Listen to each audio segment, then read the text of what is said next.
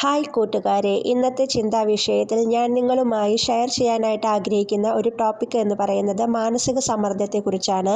നമുക്കറിയാം, എന്തെങ്കിലും life threatening ആയിട്ടുള്ള കണ്ടീഷൻ നമ്മുടെ ജീവിതത്തിൽ വരുമ്പോൾ നമ്മുടെ ശരീരവും മനസ്സും കാണിച്ചു തരുന്ന ഒരു പ്രതിഭാസമാണ് ഈ മാനസിക സമ്മർദ്ദം എന്നുള്ളത്.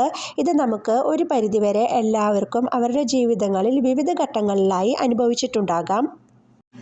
ഇതിൻ്റെ പ്രധാനപ്പെട്ട കാരണങ്ങൾ എന്തൊക്കെയാണെന്ന് നമുക്ക് കണ്ടു നോക്കാം. ആദ്യമായിട്ടുണ്ടാകുന്ന ഒരു പ്രോബ്ലം എന്ന് പറയുന്നത് സാമ്പത്തികമായിട്ടുണ്ടാകുന്ന പിരിമുറുക്കമാണ്. അത് വളരെയധികം നമ്മുടെ ജീവിതത്തെ സ്വാധീനിക്കുന്ന ഒരു ഘടകമാണ്. നെഗറ്റീവായി സ്വാധീനിക്കുന്ന ഒരു ഘടകമാണിത്. വളരെയധികം പിരിമുറുക്കത്തിലൂടെ നമുക്ക് ഈ ഒരു ഘട്ടങ്ങളിലൂടെ കടന്നു പോകേണ്ടതായിട്ട് വരും. അതിനെ തരണം ചെയ്യുക എന്നുള്ളത് വളരെ പ്രധാനപ്പെട്ട ഒരു കാര്യമാണ്. അതുപോലെ എനിക്ക് പറയാനായിട്ടുള്ളത്, നമ്മുടെ കുട്ടികളിൽ സ്കൂളുകളിൽ പഠിക്കുന്ന കുട്ടികൾക്ക് ഇപ്പോൾ ഓവർ സ്ട്രെസ് അനുഭവിക്കുന്നതായിട്ട് നമ്മൾ കണ്ടുവരുന്നുണ്ട്. അതും മാനസിക പിരിമുറുക്കങ്ങൾ കൂട്ടുന്നതിന് കാരണമായിട്ടുള്ള മറ്റൊരു ഘടകമാണ്. അതുപോലെ എനിക്ക് പറയാനായിട്ടുള്ള വേറൊരു കാര്യം എന്ന് പറയുന്നത്, നമ്മുടെ കുടുംബ ജീവിതത്തിൽ ജീവിത ബന്ധങ്ങളിൽ ഉണ്ടാകുന്ന ഒരു സംഘർഷങ്ങൾ, ഭാര്യ ഭർത്താക്കന്മാർ തമ്മിലുള്ള അകൽച്ച എല്ലാം നമ്മുടെ കുട്ടികളെ വളരെയധികം ബാധിക്കുന്നുണ്ട്. അതുപോലെ ജോലി സ്ഥലങ്ങളിൽ വളരെ ബിസി സ്കെഡ്യൂൾഡ് ആയിട്ടുള്ള ഒരു ലൈഫാണ് ഇപ്പോൾ എല്ലാവരും തന്നെ കൊണ്ടുപോകുന്നത്. അതും മാനസിക സമ്മർദ്ദം കൂട്ടുന്നതിന് കാരണമാകുന്ന മറ്റൊരു ഘടകമാണ്. ഇനി നമുക്ക് ഇതിന് വേണ്ട സൊല്യൂഷൻ എന്തൊക്കെയാണെന്ന് നോക്കാം. ലൈഫ് സ്റ്റൈൽ ചേഞ്ചസ് ആണ് അതിൽ പരമപ്രധാനമായ ഒന്ന്. നമ്മുടെ ജീവിത രീതികളിൽ വളരെയധികം മാറ്റങ്ങൾ വരുത്തേണ്ടതായിട്ടുണ്ട്. യോഗ പ്രാക്ടീസ് അതിൽപ്പെട്ട ഒന്നാണ്. അത് നമുക്ക് ഒരു പരിധിവരെ നമ്മുടെ മെൻ്റൽ ടെൻഷൻ കുറയ്ക്കുന്നതിന് വേണ്ടി സഹായിക്കുന്ന ഒരു ഘടകമാണ്.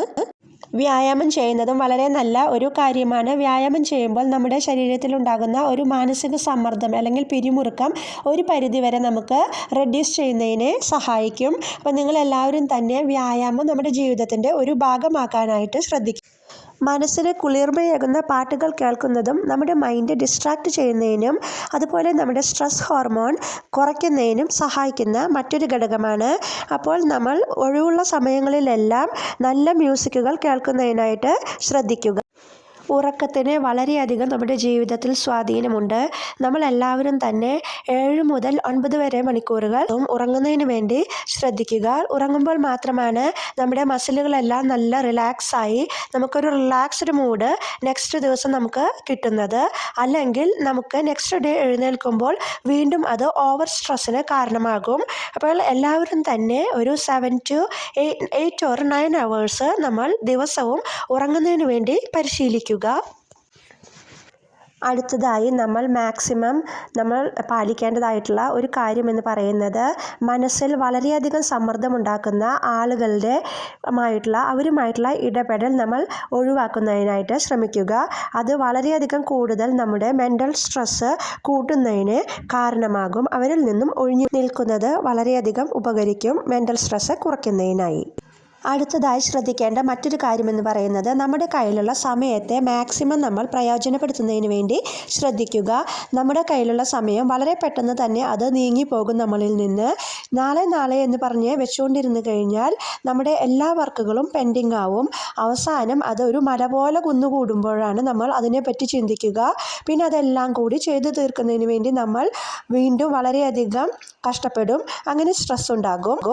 വെൽ ബാലൻസ്ഡ് ഡയറ്റ് പ്രാക്ടീസ് ചെയ്യുന്നതിന് വേണ്ടി എപ്പോഴും നമ്മൾ ശ്രദ്ധിക്കുക. അത് നമ്മുടെ കോർട്ടിസോളിൻ്റെ പ്രൊഡക്ഷനെ റെഗുലേറ്റ് ചെയ്യുന്നതിനും അതുപോലെ നമ്മുടെ മൂഡ് ലിഫ്റ്റിങ്ങിനെ ബൂസ്റ്റ് ചെയ്യുന്നതിനും ഹെൽപ്പ് ചെയ്യുന്ന ഒന്നാണ്. കഫീനാണ് മറ്റൊരു പ്രധാനപ്പെട്ട വില്ലൻ. കഫീൻ നമ്മുടെ സ്ട്രെസ് ഹോർമോണിനെ ഇൻക്രീസ് ചെയ്യുന്നതിന് കാരണമാകുന്നുണ്ട്. അങ്ങനെ നമ്മുടെ സ്ട്രെസ് വേഴ്സൺ ചെയ്യുന്നു. അപ്പോൾ നമ്മൾ മാക്സിമം കഫീൻ അവോയ്ഡ് ചെയ്യുന്നത് നല്ലതായിരിക്കും. അപ്പോൾ ഇന്നത്തെ ചിന്താവിഷയം ഇവിടെ പൂർണ്ണമാകുന്നു. അടുത്ത ദിവസം ഇതേ സമയത്ത് നമുക്ക് വീണ്ടും കാണാം. Okay, by.